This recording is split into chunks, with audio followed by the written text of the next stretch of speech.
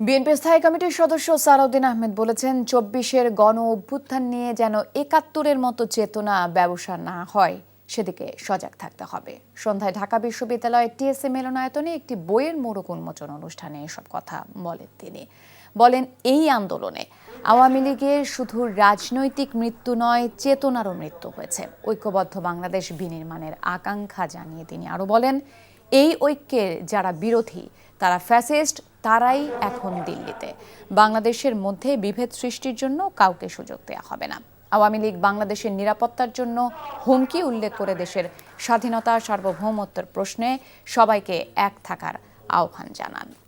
পৃথিবীর ইতিহাসে লিখিত হয়ে গিয়েছে তারা বাংলাদেশের জন্য ন্যাশনাল সিকিউরিটি থ্রেট, তারা বাংলাদেশের প্রোডাক্ট নয়। আওয়ামী লীগ কোনো রাজনৈতিক দল নয়। আওয়ামী লীগ একটি মাফিয়া এবং স্বৈরতান্ত্রিক শক্তি, ফ্যাসিস্ট শক্তি।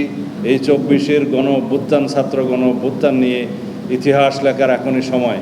আমি অনুধাবন করি ৭১-এর চেতনা ব্যবসায়ীদের মতো ২৪-এর ছাত্র গণ অভ্যুত্থান নিয়ে যেন কোনো চেতনা ব্যবসা না হয়।